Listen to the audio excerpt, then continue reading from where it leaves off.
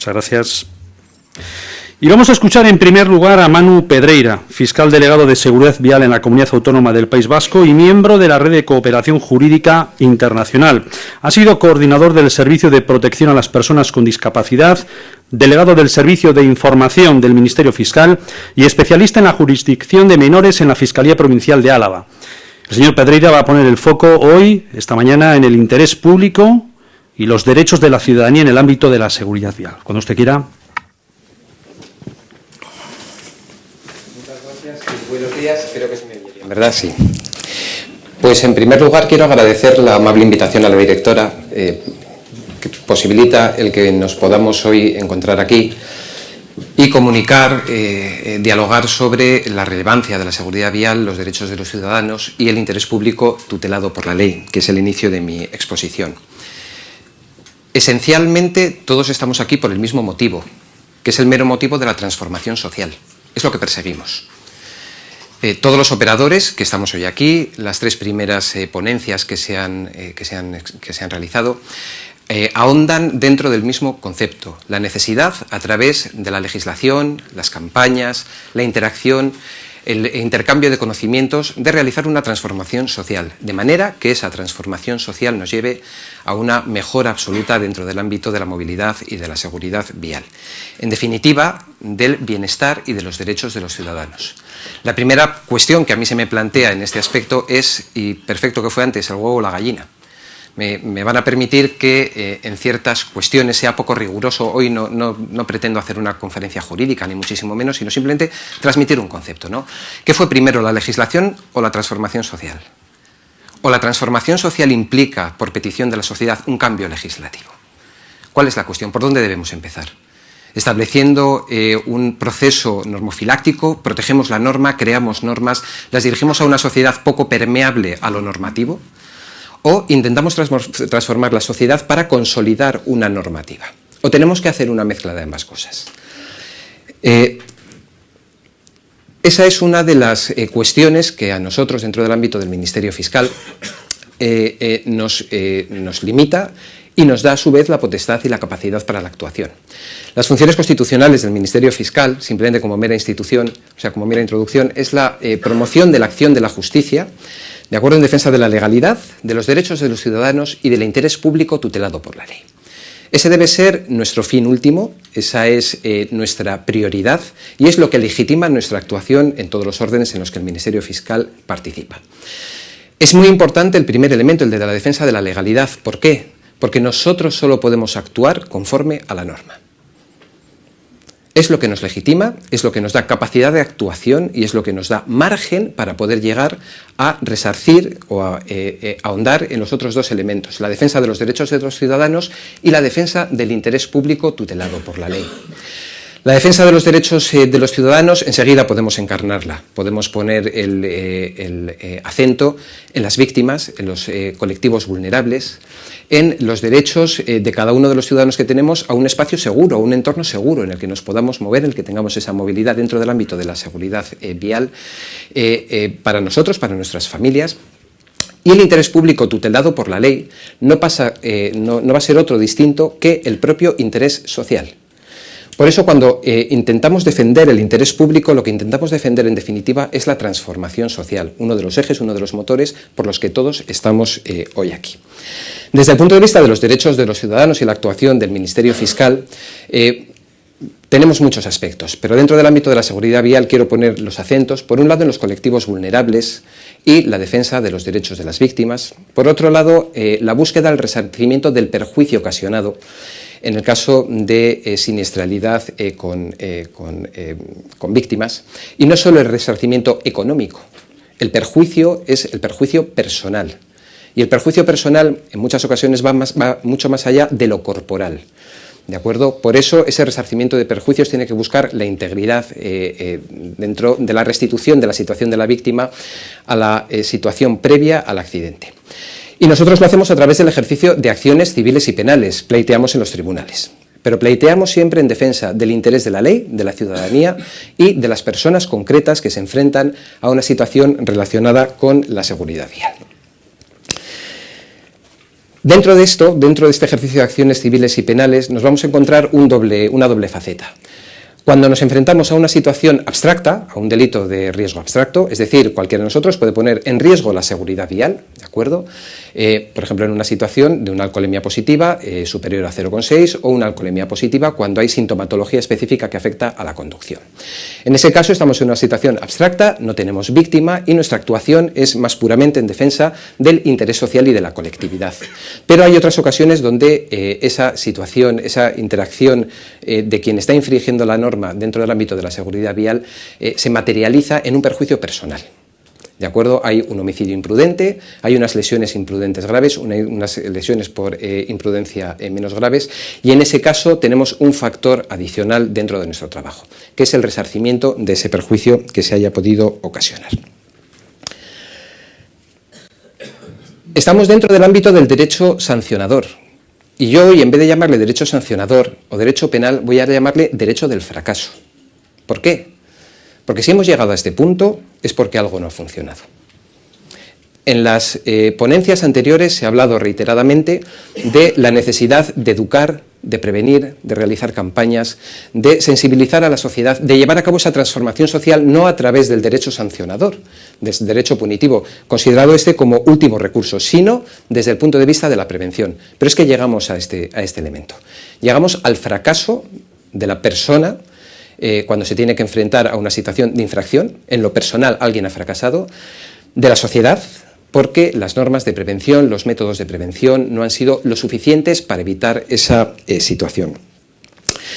Dentro del derecho del fracaso integro tanto las sanciones de naturaleza administrativa, que son abundantísimas, de acuerdo a la regulación administrativa, como asimismo el ámbito del derecho penal, que es mucho más restrictivo, es fragmentario, es subsidiario, como se comentaba dentro de las ponencias anteriores, y que comentaremos enseguida.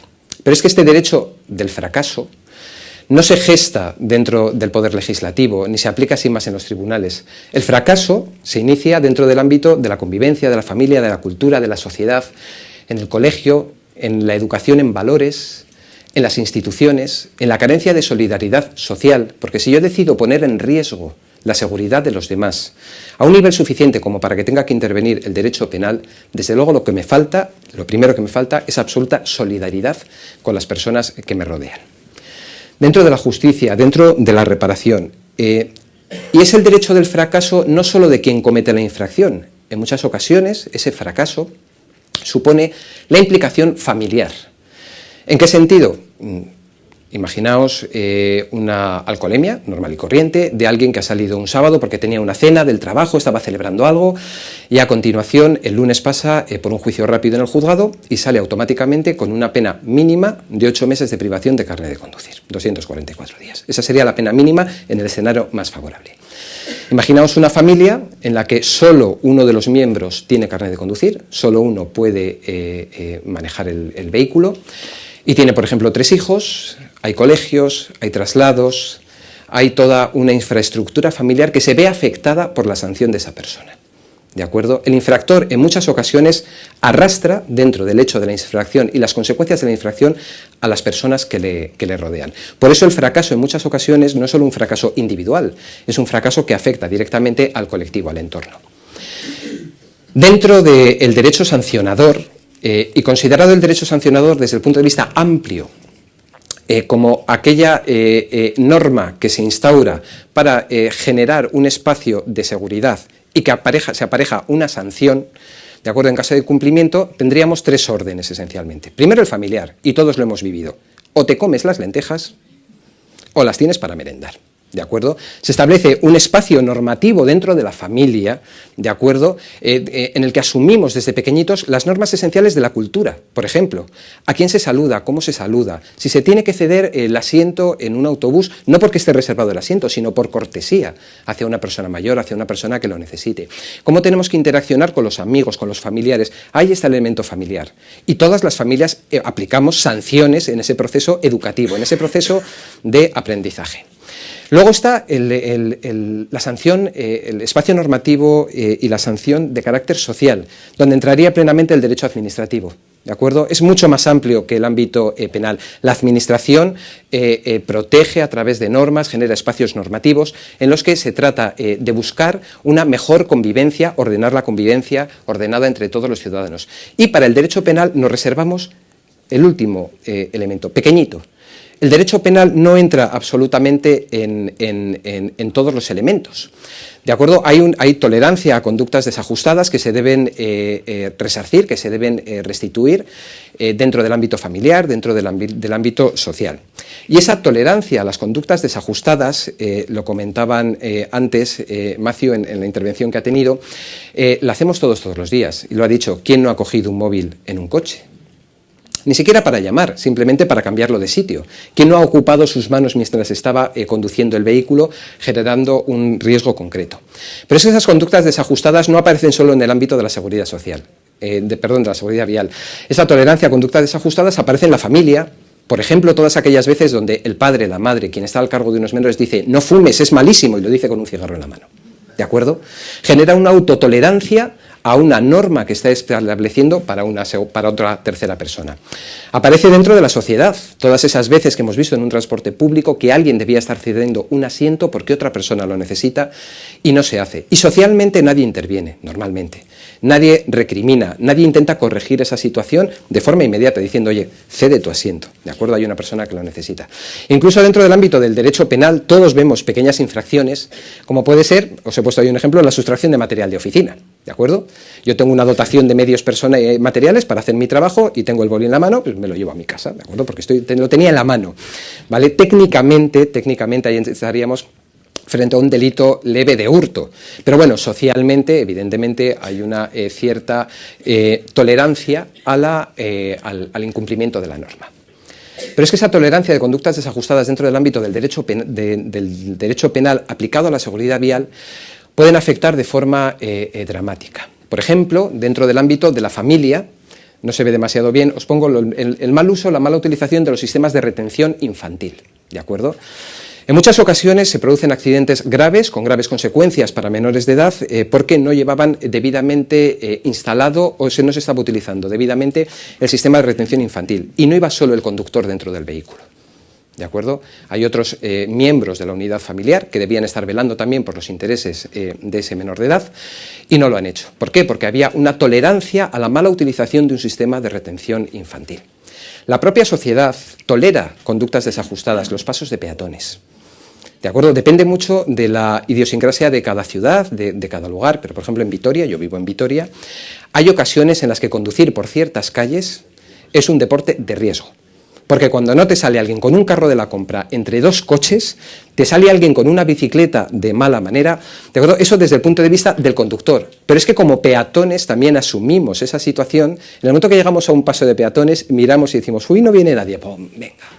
Nos gusta, en ocasiones nos gusta, sobre todo si vamos sin niños, porque todos tenemos la experiencia de ir con niños, ver el semáforo en rojo y decir, no se pasa. Y te dicen, pero si no viene nadie, no se pasa, porque yo tengo muy clara la norma. Y la norma te protege. Bueno, menos cuando no voy contigo, que entonces me salto la norma, ¿de acuerdo?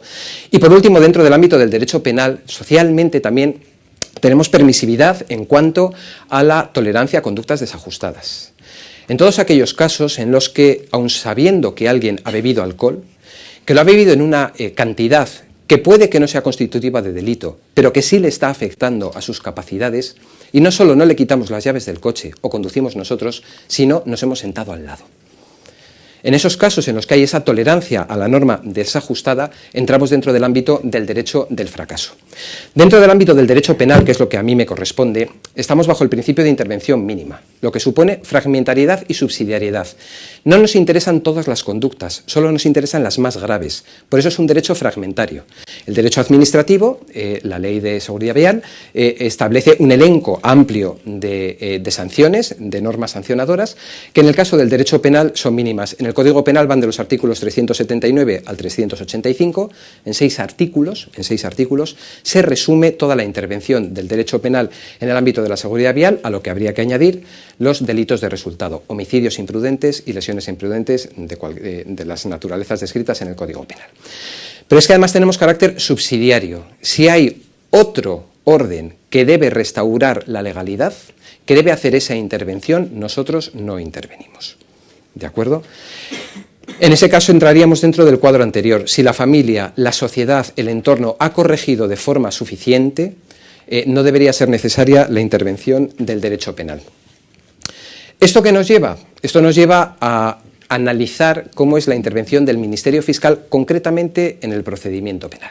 No vamos a entrar a una valoración jurídica de esa actividad, pero sí os quiero transmitir de una forma o de otra qué visión tiene el Ministerio Fiscal sobre la seguridad vial. Dentro del ámbito nacional tenemos la Fiscalía de Sala de Seguridad Vial, es decir, una fiscalía especializada en la seguridad vial, en la aplicación de la norma penal en el ámbito de la seguridad vial y en el análisis de la interacción que debe tener el Ministerio Fiscal con el resto de instituciones, con el resto de operadores que están en el ámbito de la seguridad vial. A nivel nacional también, en cada una de las provincias tenemos un delegado de seguridad vial dentro de cada una de las fiscalías que debe asumir la coordinación de criterios de aplicación de las normas relativas a la seguridad vial dentro de la propia fiscalía, dentro de la provincia, y con las distintas policías que pueden intervenir, médicos forenses, es decir, con cualquier institución que debe coadyuvar a las funciones del Ministerio Fiscal. Y dentro de las comunidades autónomas, en algunas de ellas, tenemos una coordinación de naturaleza autonómica. En este caso yo soy el delegado para País Vasco. Es decir, coordino la actuación de los fiscales de seguridad vial dentro del ámbito del País Vasco, tratando de buscar criterios, tratando de buscar mejoras, coordinación con todos los operadores jurídicos o no jurídicos que nos lleven a obtener el resarcimiento de la necesidad social, de los intereses sociales que tutelamos y defendemos. Hay transversalidad en esta materia, se ha comentado hasta ahora, lo hemos ido comentando todos. ¿Por qué? Porque yo soy fiscal, pero yo no soy ingeniero, yo no soy policía, yo no soy médico, yo no soy actuario para poder utilizar las tablas actuariales que van asociadas al baremo y a las indemnizaciones. Yo hay muchas cosas que no soy. ¿Qué pasa? Que dentro del ámbito de la averiguación policial, de la investigación judicial, del enjuiciamiento y de la ejecución de la pena, yo lo que intento es orquestar una situación en la que dentro de un tribunal vamos a reconstruir unos hechos para llegar a una declaración de hechos probados sobre una situación para conseguir la tutela de los tribunales, tanto de las víctimas como una respuesta para quien ha infringido la norma. Para eso nosotros necesitamos ayuda. Necesitamos ayuda, en primer lugar, y en el caso de los accidentes de tráfico o la primera intervención en los delitos de riesgo abstracto de la policía. ¿De acuerdo? En nuestro caso, a través de Ertzaintza y a través de policías locales que tienen competencia dentro de la materia de tráfico, necesitamos la captación de los primeros datos, de las certezas que podemos tener para llegar a un tribunal a obtener un resarcimiento del interés social. Aquí se hace y se hace muy bien, a través del sistema de juicios rápidos. El año pasado el 80% o el 75% del trabajo de los juzgados de guardia de toda la comunidad autónoma fue relacionada con la materia de seguridad vial, porque en el caso de alcoholemias, conducciones temerarias, incluso conducciones homicidas, conducciones sin puntos por la privación de puntos o habiendo sido privado del carnet de conducir judicialmente, la primera intervención policial de detección de la infracción conlleva habitualmente la elaboración de atestado y la celebración de juicio rápido que se solventa en una media máxima de unos 3-4 días, de acuerdo, con citación a las partes. Pero es que dentro de esa averiguación policial, cuando no puede ser un juicio rápido, nosotros tenemos el feedback de todos los elementos indiciarios que debemos llevar a una sala de vistas. Pruebas periciales, reconstrucciones, declaraciones de los testigos. Nosotros, a través de esa información, recibimos todos los inputs que necesitamos para la satisfacción del interés social. Esa averiguación policial se puede transformar en investigación judicial. No ha habido juicio rápido, sino que vamos a investigar y ahí ahondamos en la situación de cada uno de los partícipes, de los participantes del procedimiento penal. Otra de las cosas que he tenido la suerte, la grandísima suerte de no ser por el momento, es víctima de un accidente de tráfico. ¿De acuerdo? ¿Qué diálogo puedo tener yo con las víctimas frente a las cuales estoy ejerciendo mis acciones? Estoy intentando protegerlas, estoy intentando tutelarlas. ¿Puedo hacerlo si no he hablado con las víctimas? ¿Puedo hacerlo si no percibo, si no entiendo cuál es la situación real que se ha generado para la víctima? Y no solo en el daño corporal, sino en el daño personal. Es otro de los elementos esenciales que debemos tutelar y proteger, tener un buen conocimiento de la situación de las víctimas y que se nos pueda hacer llegar la realidad que está viviendo la víctima. En la sede de enjuiciamiento debemos llevar a cabo el ejercicio de la reconstrucción de los hechos tal cual han acontecido.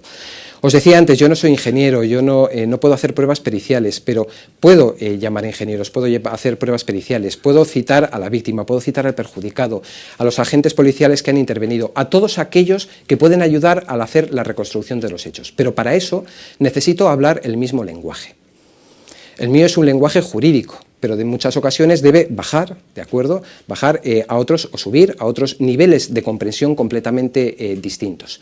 Es muy necesaria la comunicación recíproca, la formación, el desarrollo de intereses comunes dentro del procedimiento penal que nos ayuden a cada uno desde su perspectiva, cada uno desde su profesión, cada uno desde su conocimiento técnico, conseguir la restauración de la seguridad colectiva en la que estamos, que es el objetivo del procedimiento penal en este caso.